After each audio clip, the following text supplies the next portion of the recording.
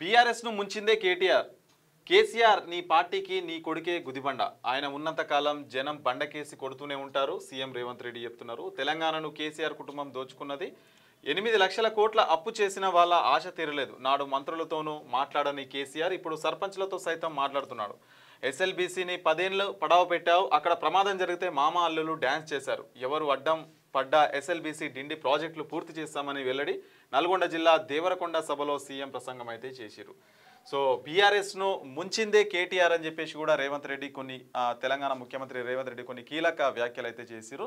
So Gajwel నియోజకవర్గం సంబంధించి అక్కడ ఉన్నటువంటి ఎర్రవెల్లి నర్సన్నపేట సంబంధించిన సర్పంచులు ఎవరైతే ఉంటారో వాళ్ళు ఏకగ్రీవం కావడంతో ముఖ్యమంత్రి అంటే మాజీ ముఖ్యమంత్రి కేసీఆర్ గారిని ఆయన నివాసంలో మర్యాదపూర్వకంగా కలిసిన నేపథ్యంలో కేసీఆర్ కొన్ని కీలక వ్యాఖ్యలు అయితే చేసిరు. మరి ఈ ప్రభుత్వం అయితే ఏ ప్రభుత్వం అయితే శాశ్వతం కాదు, నెక్స్ట్ రాబోయేది మన ప్రభుత్వమే, ఎవరో ఏదో చేస్తారని అయితే ఆశ పెట్టి ఆశపడి ఆగమాగం కావద్దు అని చెప్పేసి వాళ్ళకి సంబంధించిన కార్యకర్తలకు కావచ్చు, సర్పంచ్లకు, వార్డు మెంబర్లకు వాళ్ళందరూ కూడా కొన్ని వ్యాఖ్యలు చేసిండు. నెక్స్ట్ రాబోయేది మన ప్రభుత్వమే, ప్రజలందరూ ధైర్యంగా ఉండాల్సిందే. ఈ కాంగ్రెస్ ప్రభుత్వంలో జరుగుతున్నటువంటి అన్యాయాలను ప్రతి ఒక్క కార్యకర్త, సర్పంచ్లు కానీ మరి ప్రజలకు తెలిసే విధంగా చేయాలని చెప్పేసి కూడా కేసీఆర్ చెప్పిన నేపథ్యంలో మరి నిన్న రేవంత్ రెడ్డి దానికి కొన్ని ఏమంటారు వ్యాఖ్యలు అయితే చేశారంటే కేసీఆర్ను అంటే తెలంగాణను ముంచిందే కేటీఆర్, బీఆర్ఎస్ పార్టీని చెడగొట్టిందే కేటీఆర్ అనే విధంగా అయితే మాట్లాడారు రేవంత్ రెడ్డి గారు. సో దానికి సంబంధించిన ప్రధాన వార్త ఇది. ఇంకా ఇప్పుడు 2 ఏళ్లలో కేసీఆర్ ఒక్కసారి కూడా రేవంత్ రెడ్డి పేరు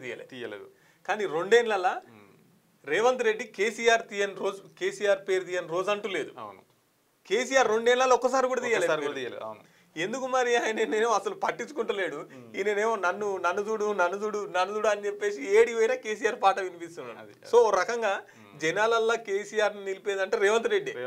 ఆయన సపరేట్ ఇంట్లో ఉన్నా కూడా ఈయన మరీ గుర్తు చేస్తున్నాడు. కేసీఆర్ ఉన్నారు అని చెప్పేసి గుర్తు చేస్తున్నాడు.